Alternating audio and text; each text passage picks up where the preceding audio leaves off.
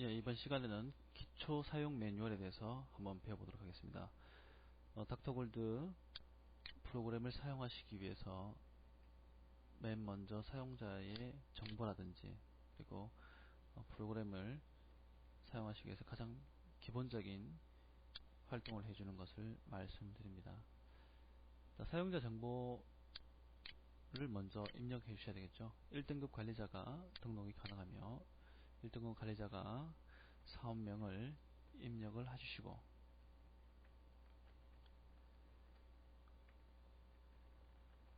그리고 각각의 비밀번호를 6자리 비밀번호를 한 번 더 확인해 주셔야 되고, 입사일자와 등급을 조정해 주시면 됩니다. 그리고 IP 체크 여부라는 것은 고정 IP 사용자가 체크가 되어 있으면은 다른 곳에서는 절대 이 프로그램에 접속을 할 수가 없다는 것을 의미하며 고정 사용자 IP에서만 접속이 가능합니다. 그리고 바코드 프린터는 상단에 IP 번호와 넣어주시고 끝부분에 포트를 8080으로 지정해 주시고 등록을 눌러주시면 됩니다. 그래야지만 프로그램을 사용하실 수 있고, 이렇게 등록된 아이디에는 메뉴를 눌러서 메뉴 구성을 누르시면 됩니다. 이것은 어떤 의미냐 하면은 이렇게 처음에는 X 표시가 되어 있어요. 근데 눌러주시면은 이 메뉴를 이 사람에게 준다는 의미가 됩니다. 그래서 똑같은 등급이라 할지라도 항상 등록을 누르시고, 똑같은 등급이라 할지라도 메뉴는 이 상단에 보여지는 메뉴들은 틀려질 수가 있다는 거 되어 있습니다.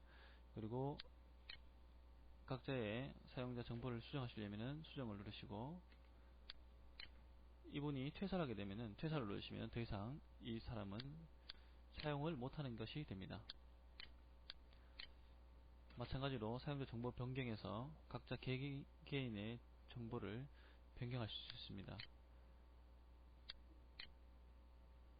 금시세 등록이라는 것은 일별로 각각 시세를 등록하실 수 있는 것이고, 표준 금시세라는 것은 소비자들에게 얼마를 받겠다는 것을 의미하고, 일일 금시세라는 것은 도매 시세를 의미합니다. 등록을 누르시면 각 사용자 아이디별로 등록이 됩니다. 그리고 거래처 관리라는 것은 신규 거래처를 입력해 주시는 걸 의미합니다. 자,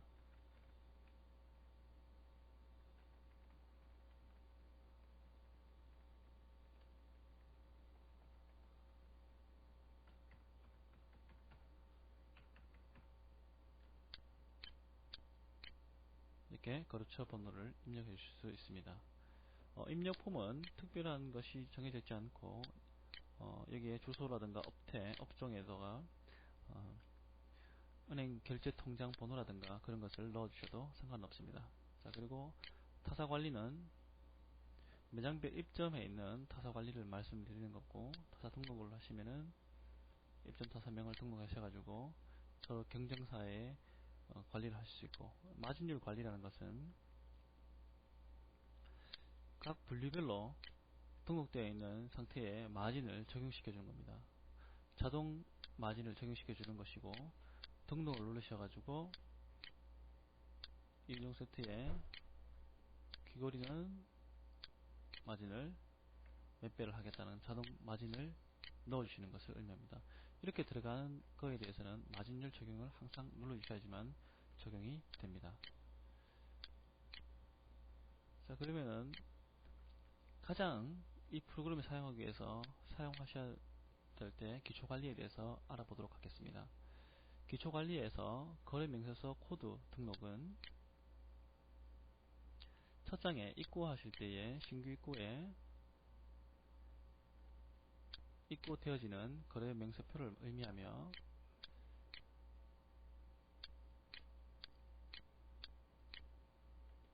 각 지역별로 등록하실 수가 있습니다.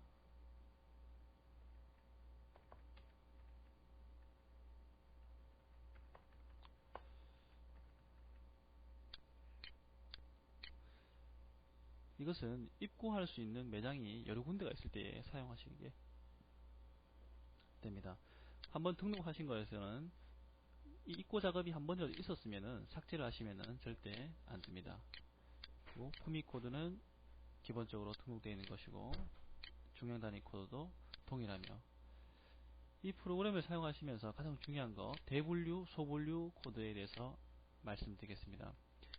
자, 대분류 코드라는 것은 지금 현재는 1번이 예물로 되어 있고 2번이 커플로 되어 있고 3번이 남자, 이 표는 분류표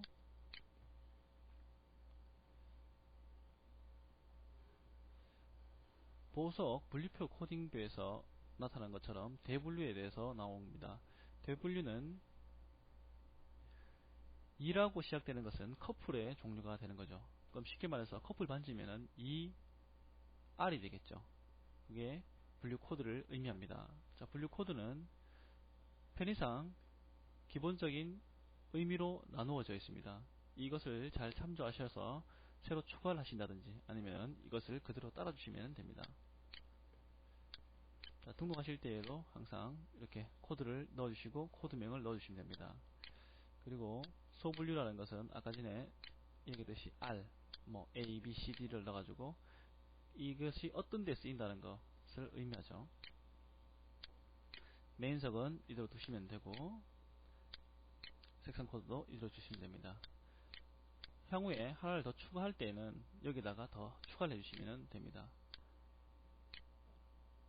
자, 그러면은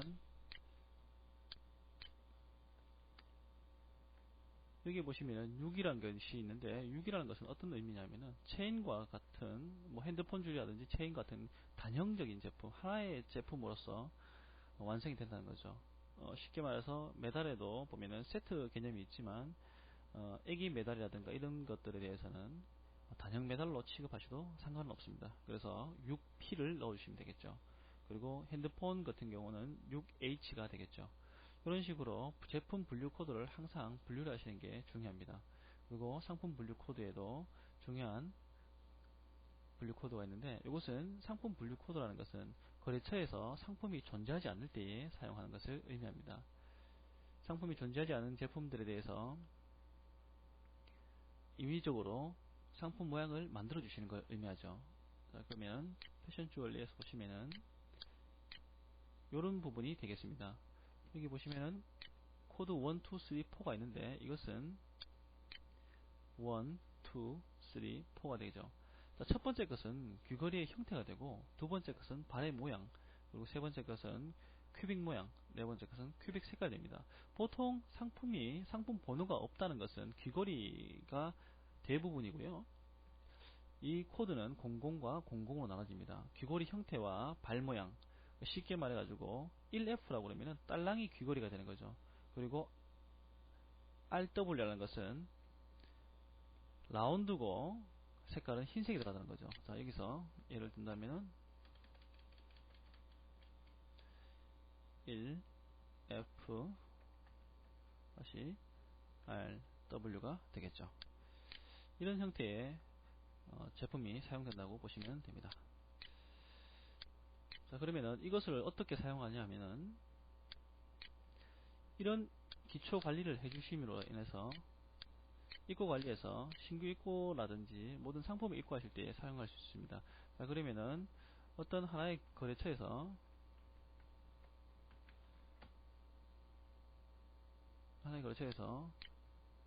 14K 귀걸이가 들어왔는데 이 거래처 상품 번호가 없다고 하면은 검색을 눌러주시고 여기다가 12 거래처 상품 번호를 넣어주셔야 되겠죠. 그러면은 아까 얘기했듯이 1F-RW 그래서 등록을 눌러주시면은 이렇게 딸랑이 발로 되어 있는 라운드 형태의 흰색 볼에 들어가 있는 것이 입력이 됩니다. 그래서 확인을 눌러주시면은 코드에 맞게 입력해 주시라는 게 뜻이죠. 그래서 왜냐하면은 이쪽에 지금 현재 여기에 대한 게 안 들어왔지 않습니까? 그러면은 자, 아까 얘기했듯이 단형이고 6E 큐빅이 들어갔죠? CZ Z Y G 이렇게 해서 등록을 해주시면은 기본적으로 색상이 등록되고 거래처 상품 번호가 자동적으로 만들어지게 됩니다. 이 거래처 상품 번호는 꼭 이거를 따라 하셔도 되고요. 아니면은 그냥 귀걸이 딸랑이 모양, 그래서 검색을 해서 넣으셔도 됩니다. 하지만 그렇게 하시면은 거래처마다 너무 많은 것이 생기기 때문에 이렇게 하시는 게 좋을 수도 있습니다. 이렇게 하셔가지고 거래처 번호를 따시는 것을 의미합니다. 그리고 아까 전에 대분류 소분류라는 것은 만약에 어떤 일정한 상품 번호가 있다고 그러면은 그 상품 번호를 따주시는 게 되겠죠. 자, 커플 반지 큐빅이 들어가 있는 커플 반지고 색깔은 화이트 골드다 라는 걸 넣어주시는 게 되겠죠. 그렇게 하시면은 이렇게 대분류 소분류가 완성이 됩니다. 가장 중요한 것은 대분류 소분류와 마진율을 항상 처음에 등록을 해 주셔야 되는 겁니다. 마진율은 이 R을 넣었을 때에 이 R에 되는 것만 2배가 적용되지 나머지 거에 대해서는 적용이 되지가 않습니다. 그래서 만약에 이 R을 넣어주셨다면 EP, EM, EC라든가 이런 거에 대해서 다 넣어주셔야 되겠죠. 그렇지만 대분류만 넣어주시면은 대분류가 먼저 적용이 되기 때문에 나머지 것도 다 2배가 됩니다. 그리고 대분류, 소분류, 스톤, 중량 이런 거에 따라서 차례대로 적용이 될 수 있습니다. 그래서 더 세분한 마진을 가질 수도 있습니다. 가장 중요한 것은 이 마진율 리스트를 어떻게 적용하느냐가 중요합니다. 이렇게 되면은 ER이 됐을 때는 정확하게 마진이 들어가지만 EP가 들어가면은 마진율이 자동으로 적용되지 않습니다. 그래서 정확한 마진율을 적용하시는 게 중요하고, 관리자는 마진율과 사용자를 어떻게 메뉴를 주겠다는 것을 잘 선정을 하셔야지 됩니다. 그리고 기초코드 등록을 항상 해주셔야 되고, 기초코드 등록은 처음에 디폴트 값으로 세팅이 되어 있고 사용하시면서 조금씩 더 넣으셔도 됩니다. 자, 이상으로 기초관리에 대해서 알아봤습니다.